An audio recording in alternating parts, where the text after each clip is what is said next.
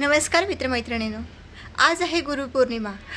सर्वांना माझ्याकडून सर्वप्रथम गुरुपौर्णिमेच्या खूप खूप शुभेच्छा. मित्रमैत्रिणींनो, आपल्या आयुष्यामध्ये गुरु खूप असतात.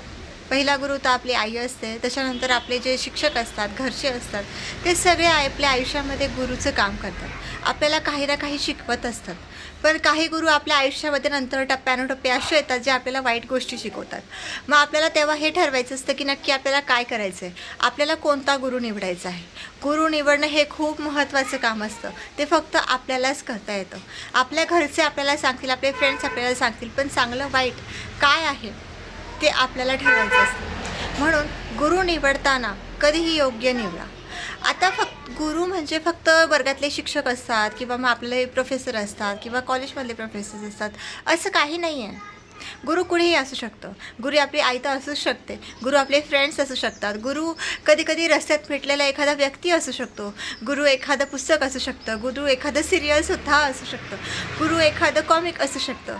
आपल्याला ज्या ज्या गोष्टीमधून ज्ञान मिळेल, पॉझिटिव्हिटी मिळेल, ते आपलं गुरु निवडताना नेहमी योग्य निवडा, जो आपल्याला योग्य मार्ग दाखवेल. वेळप्रसंगी आपली कान उघडणी करणं, आपल्याला योग्य मार्गे आणण्यासाठी आपल्याला खडसा प्रत्येक टप्प्यामध्ये जाता जाता आपले गुरुची व्याख्या बदलत जाते. आताचे शिक्षक जे आहेत त्यांना आपण गुरु म्हणतात. खूप जास्त केसेस ऐकतो आपण की ते रेप करतायत. त्यांच्या अतिशय लाजिरवाणी गोष्ट आहे. गुरु नावाच्या म्हणजे नावालाच कलंक आहे. तशी लोक, त्यांना गुरु म्हणजे काय हेच कळत नाही. गुरु पित्यासमान असतो, गुरु ईश्वरासमान असतो. ईश्वराची जागा आपण ज्या व्यक्तीला देतोय त्या व्यक्तीचं स्थान आपल्या आयुष्यामध्ये खूप मोठं असतं आणि त्या व्यक्तीला आपल्या जागेची कल्पना देखील असायला हवी. गुरु निवडणं जितकं अवघड आहे तितकंच गुरु होणं देखील अवघड आहे. आपल्याला समोरच्याच्या अपेक्षेला योग्य ठरावं लागतं, कारण समोरच्याची आपल्याकडनं खूप जास्त अपेक्षा असतात. म्हणून जर आपण कुणाच्या तरी पोझिशनवर आहोत की आपण कुणाचे तरी गुरु आहोत, तर आपण योग्य त्या बोर्डला सॅटिस्फाईड. त्या हिशोबाने एक सांगू का की मला तरी असं वाटतं की आयुष्यातला सगळ्यात मोठा गुरु जो असतो ना, तो सगळ्यांचा सेम असतो. होल वर्ल्ड, एका सगळ्या संपूर्ण जगाचा, मानव जातीचा एकच गुरु आहे. कोण असेल तो गुरु? सगळे ओळखतो त्या गुरुला. आयुष्य, परिस्थिती, येस, आयुष्य आपल्या सगळ्यात मोठा गुरु आहे. जसं जसं आपलं वय वाढतं, जसं जसं आपण मोठे होतो, प्रत्येक टप्प्यावर आपल्याला अशी लोक मिळतात. प्रत्येक टप्पा, प्रत्येक परिस्थिती आपल्याला काही ना काही शिकवून जाते.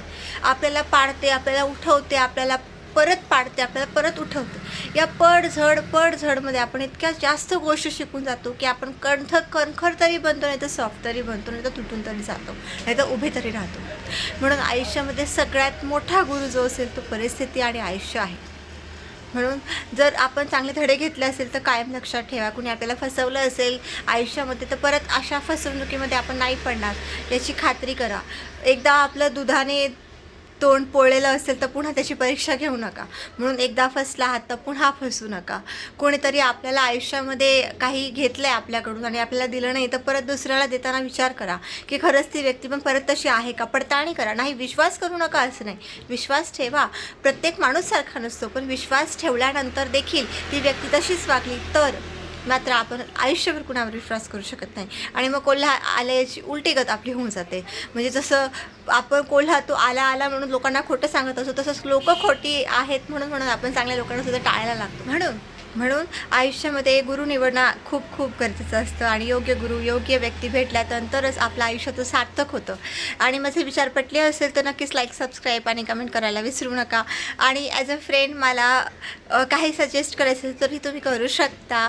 आणि खरंच सबस्क्राईब करून बघा. मी वेळेस नवीन व्हिडिओज घेऊन तुमचं मोटिवेशन करण्याचा नक्कीच प्रयत्न करेन आणि माझ्या आयुष्यातले काही छोटे ट्रिक्शन तुमच्यासोबत नक्कीच शेअर करेल. Thank you so much. आणि गुरुपौर्णिमेच्या परत एकदा तुम्हाला सगळ्यांना खूप खूप मनापासून शुभेच्छा.